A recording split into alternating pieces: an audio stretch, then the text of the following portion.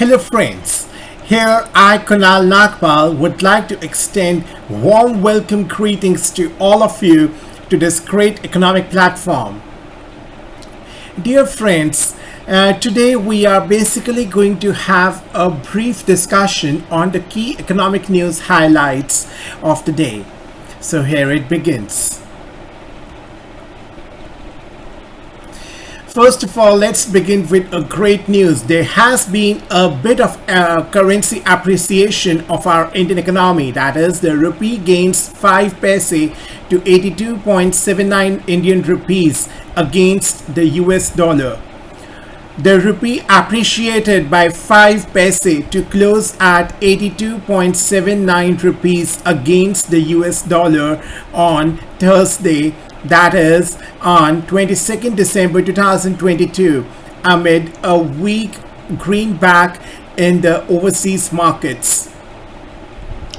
Losses in the domestic stocks and firm crude oil prices, however, restricted the rupee's gain, forex dealers said.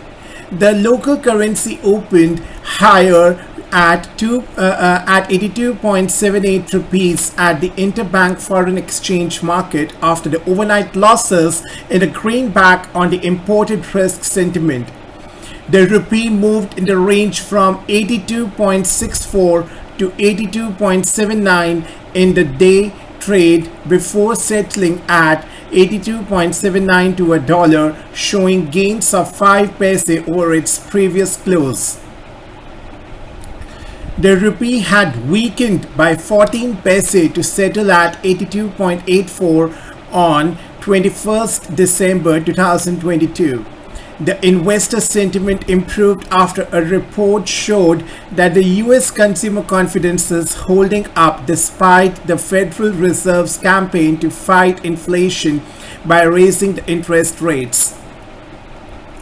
The Conference Board's Consumer Confidence Index rose to 108.3 in December, highest level since April, from 101.4 in the month of November. The rupee remained flat near 82.70. Price remains calmer going into the holiday week of Christmas. The range for rupee is actually narrow between 82.5 to 82.95 with the undertone weakness, said Jatin Trivedi, VP Research Analyst at LKP Securities. The dollar index, which gauges the greenback's strength against a basket of 6 currencies, dropped 0.32% to 103.898. The Brent crude, the pricing basis for international trading, strengthened 1.58 per 100 to US dollar 83.5 a barrel, as the US inventory data showed the strategic petroleum reserve falling to 378.6 million barrels, its lowest level since the year 1983. Meanwhile, the benchmark BSE Sensex declined 241.02 points to end at 60,826.22, while the Nifty fell 71.75 points to 18,127.35. The foreign institutional investors, that is the FIIs, turned the net buyers in the capital markets on 22nd December 2022 as they bought the shares worth 928.60 crore rupees, according to the exchange data. Hence, we find this in-depth analysis very useful and insightful. Next, let's consider some international news.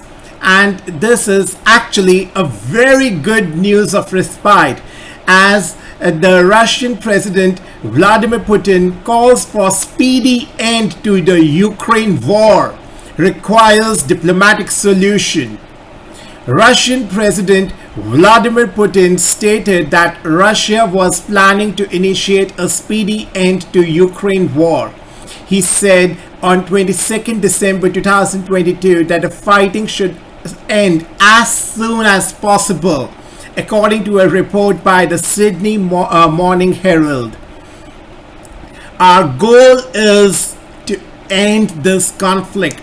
We are striving for this and will continue to strive. So we will seek to make sure that it all ends, and the sooner the better, Putin told reporters.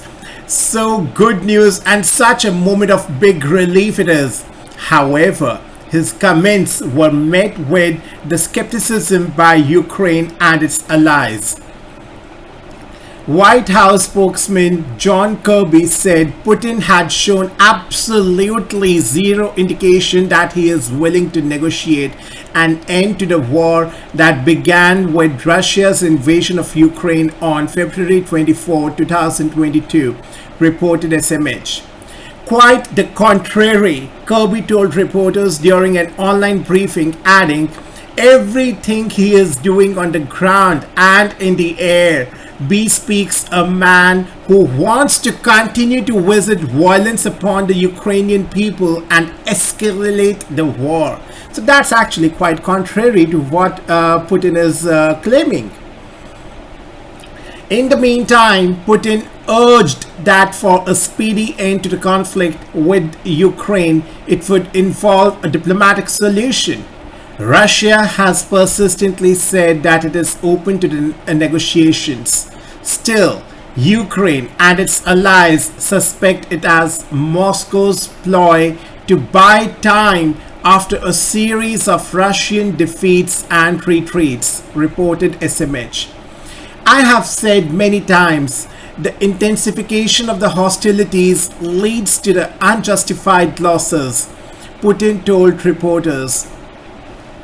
All armed conflicts end one way or another, with some negotiations on the diplomatic track, he said, adding, "Sooner or later, any parties in a state of conflict sit down and make an agreement.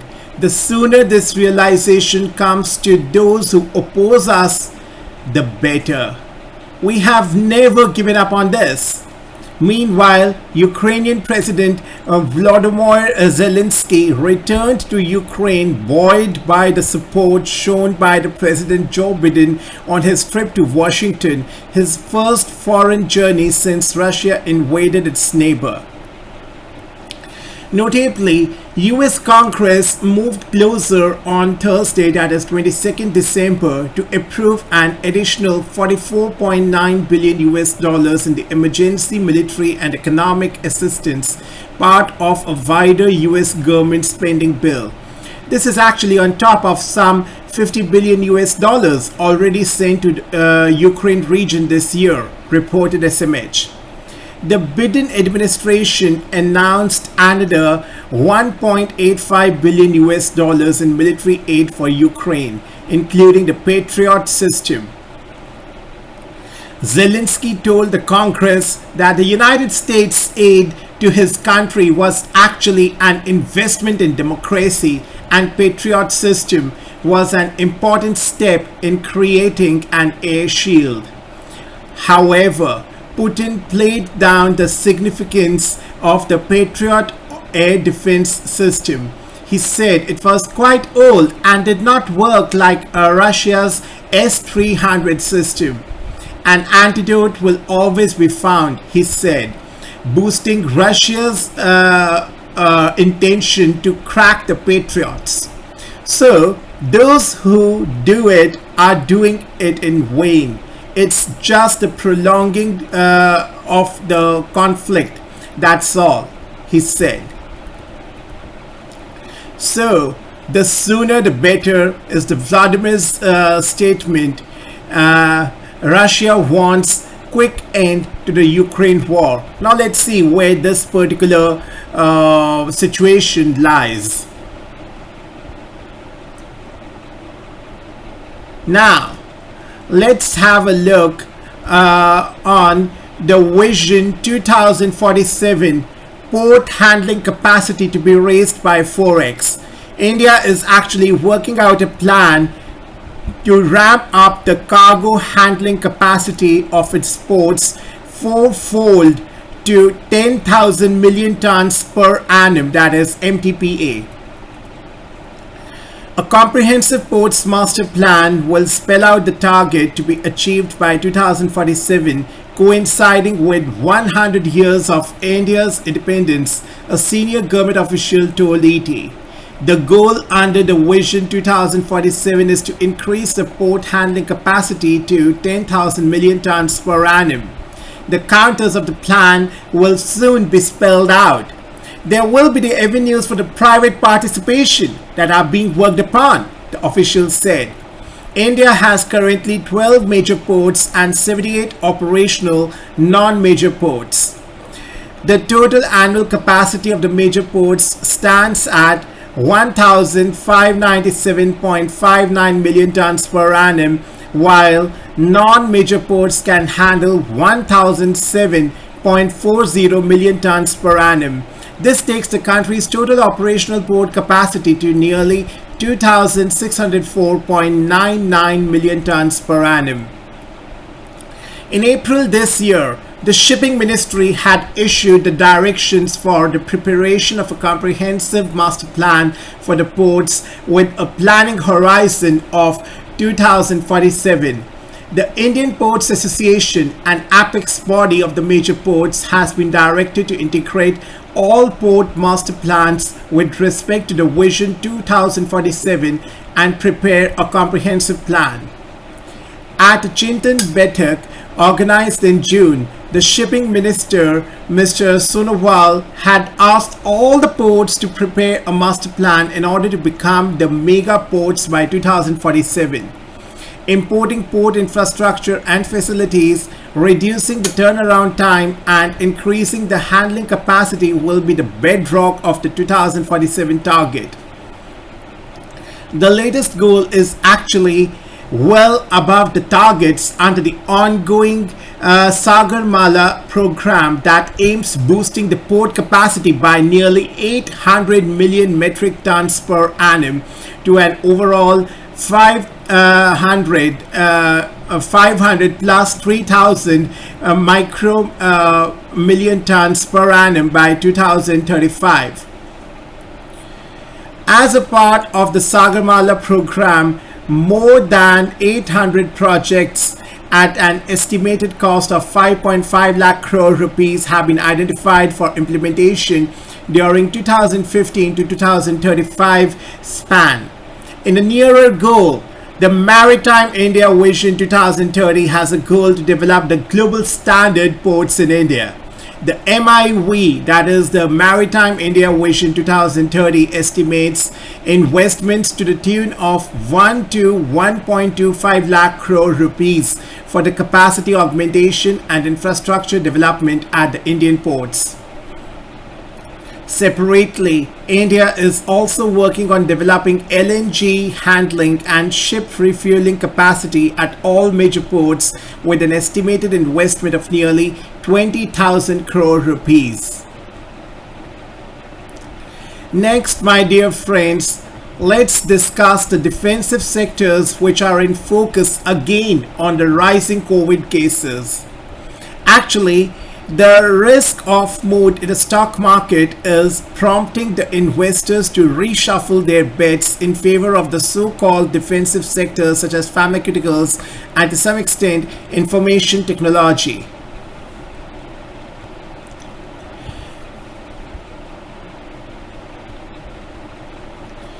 So, do we really need to be wary of the BF.7 COVID variant? The Omicron subvariant BF.7 first grabbed the newspaper headlines in October 2022 after rearing its ugly head in Mongolia and some other parts of the world.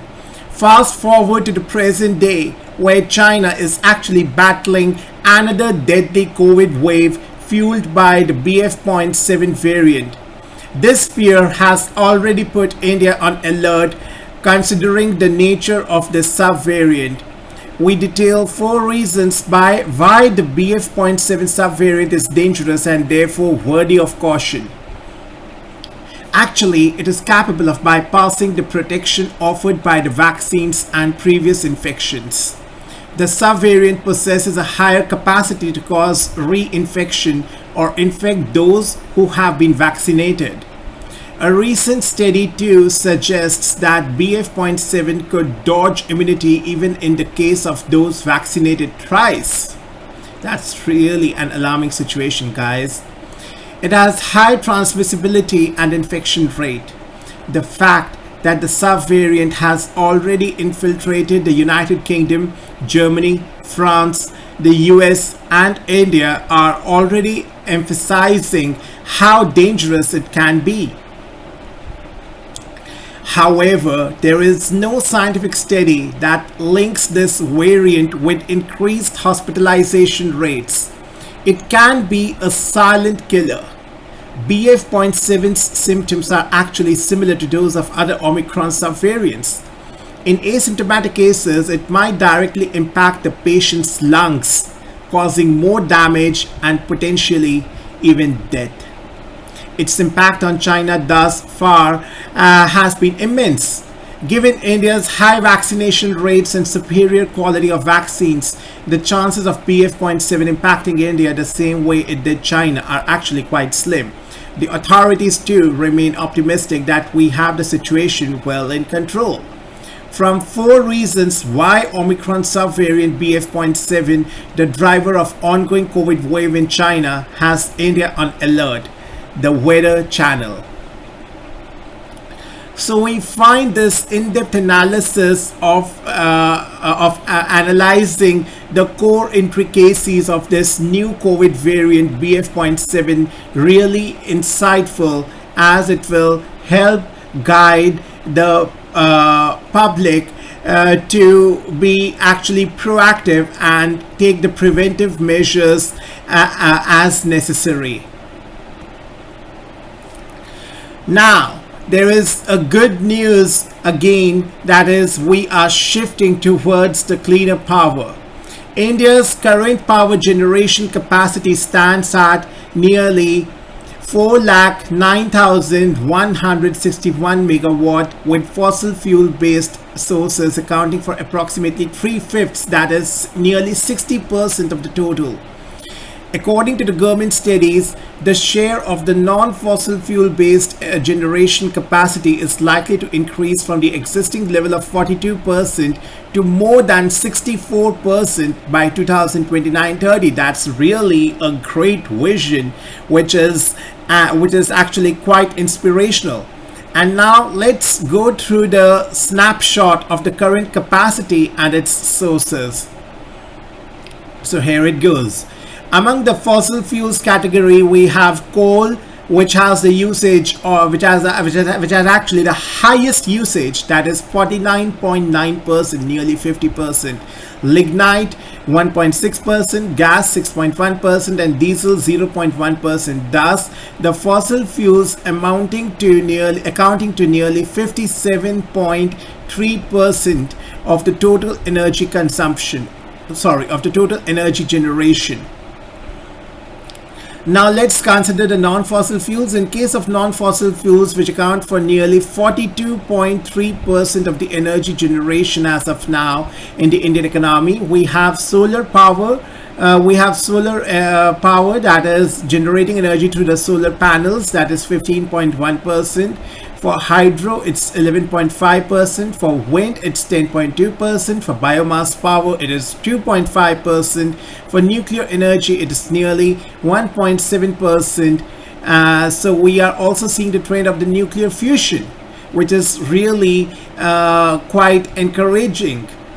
Then small hydropower amounting to nearly 1.2%, and waste to energy is accounting for 0.1% as of now, thus making the total contribution of the non-fossil fuels towards energy generation to nearly 42.3%, and the total installed capacity is, as stated, 4,09,160 megawatts. So dear friends, as we have the great vision to manufacture or to generate energy by nearly 500 gigawatts from the non-fossil fuels by 2030 is actually quite inspirational. Or we can say to generate nearly 64% of the energy generation by 2029-30. That's really a great vision, and it will surely be accomplished given that we are working very hard towards the attainment of the same. Now let's come back to COVID. The global supply chains catch COVID of China. A sharp rise in the cases of COVID infection in the form of BF.7, a new highly contagious subvariant of Omicron in China, has raised the threat of the global supply chains being disrupted yet again. This actually comes just as the world economy was settling down after an oil price shock due to the Russia-Ukraine conflict. This is roiling the markets that had rallied on news of China lifting its zero COVID policy following the widespread protests. China's reopening was basically expected to be bumpy after 3 years of restrictions, as was a surge in the infections given the poor state of vaccination among its population, a lack of any building up of the herd immunity. The scale of fresh COVID cases could prolong the labor shortages and delay the economic recovery as a whole. This has the implications for global manufacturing and commodity trade. China is actually India's top source for imports and third biggest destination for exports. Uncertain resumption of economic activity in its northern neighbor is actually beginning to show up across a swathe of Indian manufacturing companies that source the inputs from China and among the regional commodity exporters.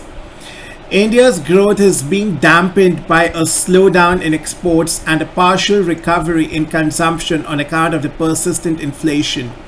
A disorderly reopening of the Chinese economy could reinforce both factors through weak commodity demand and manufacturing shortages. There are no quick policy fixes around the China issue. The world is just about setting out to build the supply chain resilience that would help diversify India's merchandise trade basket. India's effort to position itself as an alternative export hub for manufacturing is constrained by its dependence on Chinese inputs. The production-linked incentives, that is PLI, are being reassessed in the absence of the local capacity to scale up investments. The foreign investors that are the principal beneficiaries of the PLI scheme are required to build the ecosystem while meeting the ambitious output targets. It is in India's interests that China smoothens its economic transition from COVID restrictions. Now, actually, time will tell that what phase COVID will take in the near future. Also, a bill is introduced in Lok Sabha to decriminalize the minor offences. The government on 22nd December introduced the Jan Vishwas, that is the Amendment of Provisions Bill 2022 in Lok Sabha to actually decriminalize the minor offences by amending 183 provisions in 42 acts with a view to promote the ease of business. The Commerce and Industry Minister, Mr. Piyush Goyal, introduced the bill, which was later referred to the Parliamentary Joint Committee for scrutiny. It proposes to amend 183 provisions across 42 acts administered by 19 ministries. Tax breaks, job, or plan to beat China. So what will the budget 2023 offer? Introducing the bill, Mr. Goyal said that there are many laws in the country under which the punishment provisions are there for the minor offences, and for that the people have to approach the courts. We have to trust people. For minor mistakes, people should not be penalized. For minor offences, there should be a provision for paying the fines, he said. He added that the government has taken a series of measures to promote the ease of doing business. About 1,500 old laws have been repealed. 39,000 compliances have been simplified, and about 3,500 norms were introduced to decriminalize the offences, the minister said. The proposed law, he said, will also help in reducing the burden on the judiciary. The bill was introduced amid the protests by the opposition, who were demanding a discussion on the border issue with China. Besides the decriminalization of minor offences, the bill basically envisages the rationalization of the monetary penalties, demanding and depending on the gravity of the offence, bolstering trust-based governance. It added that India needs to shed the baggage of antiquated laws that adversely affect the developmental trajectory. The government is basically committed to make India the most preferred global investment destination by boosting investor confidence.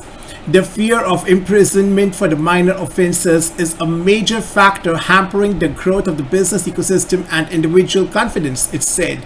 So decriminalization of a large number of minor offences by replacing them with the monetary penalties have been identified. Settlement of a large number of issues by compounding method and the administrative mechanism without involving the courts will enable the persons to remedy the minor contraventions and defaults sometimes committed unknowingly by them and save time, energy and resources, it said. The acts which are being amended include the Drugs and Cosmetics Act 1940, the Public Debt Act 1944, the Pharmacy Act 1948, then the Cinema Act 1952, Copyright Act 1957, Patents Act 1970, Environment Protection Act 1986 and the Motor Vehicles Act 1988. The other laws basically include Trademarks Act 1999, Railways Act 1989, Information Technology Act 2000, Prevention of Money Laundering Act 2002, Food Safety and Standards Act 2006, Legal Metrology Act 2009 and Factoring Regulation Act 2011. So these 42 laws are administered by various union ministries including Finance, Food Production and Distribution, Financial Services, Agriculture, Commerce, Environment, Road Transport and Highways, Posts, Electronics and IT. The committee will be required to submit its report to this House in the second part of the budget session 2023. Next, let's discuss that how algorithms are driving many of our personal and social choices now. We need artificial intelligence that can empower the humans rather than displace them. Mr. Karthik Hansanagar teaches at the Wharton in the University of Pennsylvania. Speaking to Srijana Mitra Das, he discusses the emerging age of artificial intelligence and how to navigate this wisely. So, the first question put to him is, what is the core of your research? To which he answers, I explore how technology affects the human beings, whether at an individual level in terms of the choices we make or a societal level in terms of our discourse. I also look at how technology can be designed better to meet our needs. Part of that relates to mindfully improving the business uses of the technology. What are the most profound consequences of the algorithms on our world? Algorithms are basically behind the scenes of applications on our mobile phones and computers, driving many of the decisions we now make on a shopping network. An algorithm decides which phone among thousands to show you. Research suggests almost a third of purchases made on the network like Amazon are driven by the algorithmic choice. This extends to media too. Studies find 80% of the people spent on Netflix this time is influenced by the algorithmic decisions, while 90% of the time people spend on YouTube is shaped similarly. This works on dating apps and their suggestions as well. We are now also looking at the artificial intelligence being able to generate the software code, design graphics, and perhaps even write books. So we are entering a world where the algorithms might be able to do highly creative tasks which we normally think as which we normally think of as the realm of human endeavor. How can humans stay in control in such a tech-shaped world? Algorithms already drive many of our purchasing and personal habits. If they are also influencing what media to get to read and see, they are shaping our opinions and socio-political choices too. To keep control, we must educate ourselves about an algorithmic and AI-driven world, becoming more deliberate about when we lean on technology versus leaning away. The second part of this involves the regulators understanding how algorithms are influencing our information consumption and how this could impact the social goals. The third part is knowing that we are the creators of artificial intelligence and it's up to us to how we can shape it. The computer scientists should think about what artificial intelligence should ideally be made. In my view, artificial intelligence should always be about empowering humans, not displacing them. There are different modes of artificial intelligence as well. The US is a demand-driven economy and its supply constraints are solved by the outsourcing or automation process. But India must gainfully employ a massive population. So, while heavy automation works for the US, India's model should focus on AI that makes people more productive. Can you tell us about your startup Yodel and the key lessons from its success?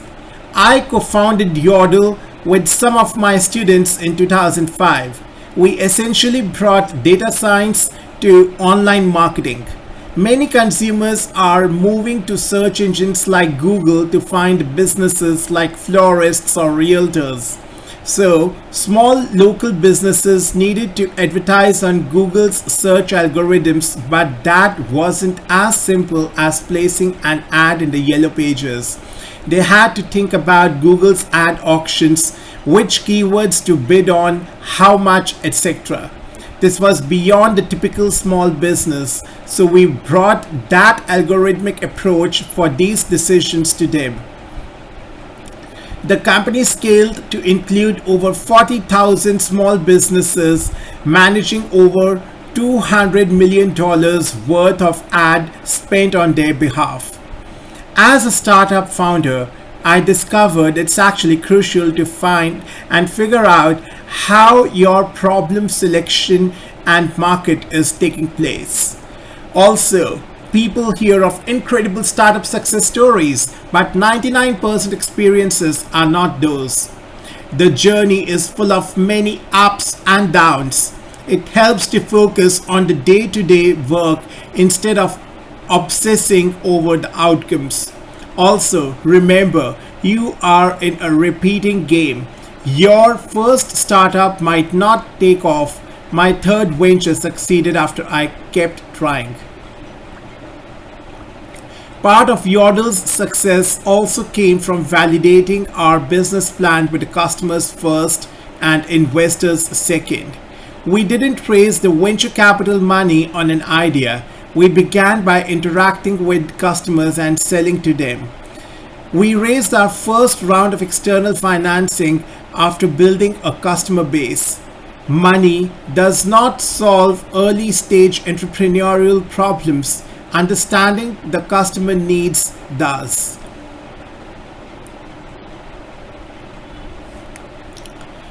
So, as we had read about the insights that Putin had to share regarding the Ukraine-Russia war, now let's see what Zelensky has to say. Mr. Zelensky tells US its support is investment in democracy. The Ukrainian President Volodymyr Zelensky told the US Congress that aid to his country was an investment in democracy and not charity, as he invoked the battles against the Nazis in the World War II to press for more assistance in the war against Russia. US will back Ukraine as long as it takes, says Mr. Biden. The President Joe Biden promised Volodymyr Zelensky unwavering US support as Ukraine's efforts to beat back Russia's invasion near its 11-month, even as the support from Republicans poised to take control of the House wanes.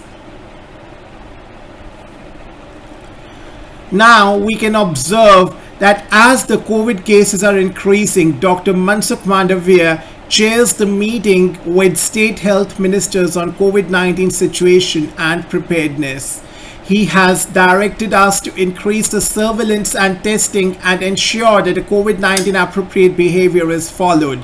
A mock drill for emergency response to deal with the COVID-19 will be conducted in hospitals. That's what the Karnataka Health Minister Dr.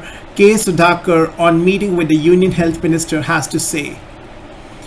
The Union Health Minister Dr. Mansukh Mandavia held a meeting today evening with the state health ministers on the COVID-19 situation and the overall preparedness.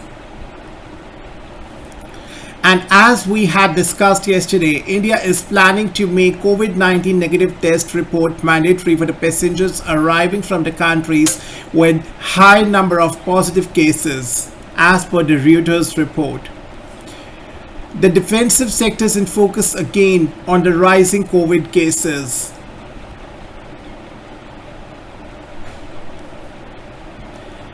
Now, my dear friends, let's discuss the COVID situation in China. The elderly COVID patients fill the hospital wards in China's major cities.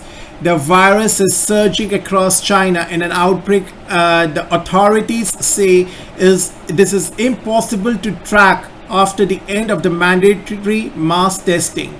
Attached to a breathing tube under a pile of blankets, an old man racked with COVID-19 lay groaning on a stretcher in the emergency department of a hospital in central China on 22nd December 2022. So the elderly patients lined the wards of hospitals in major cities in China on 22nd as the country battled the wave of the COVID cases. The virus is surging across China in an outbreak. Authorities say this is impossible to track after the end of the mandatory mass testing. A pandemic at the Medical University of China, the first affiliated hospital, that is Chongqing, also confirmed the old man was a COVID patient, said he had picked up more than 10 people a day, 80 to 90% of whom were infected with the coronavirus. Most of them are elderly people, he said.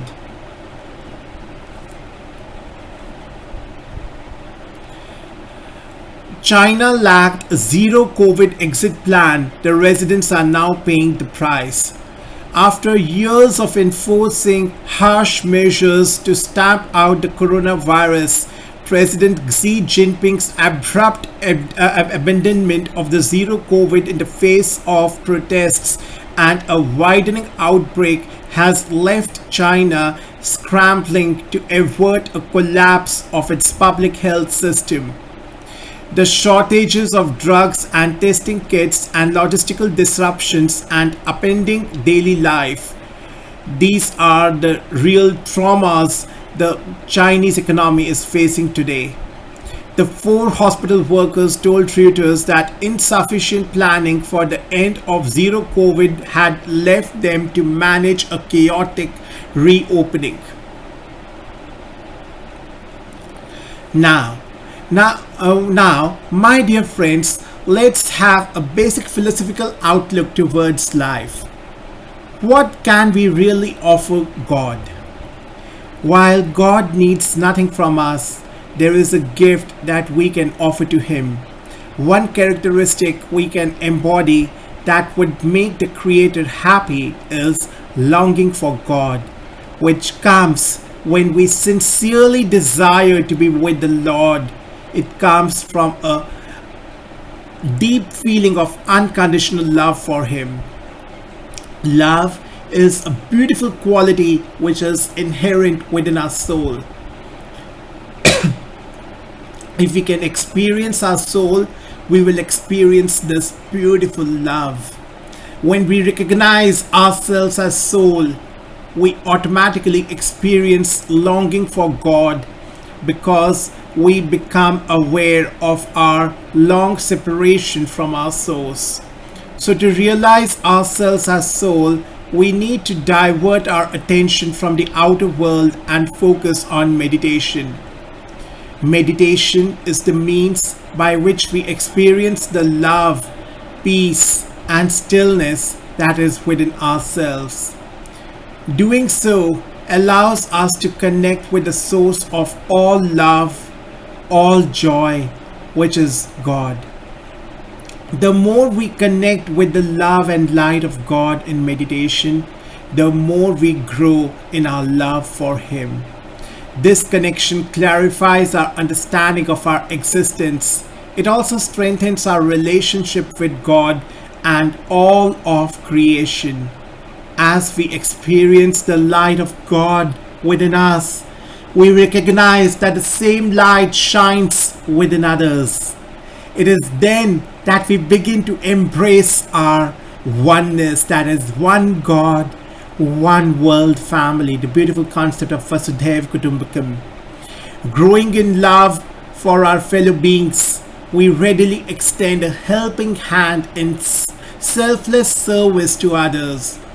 Through meditation, selfless service, and daily introspection, we grow in love for the Creator and His creation, and this strengthens our longing for Him.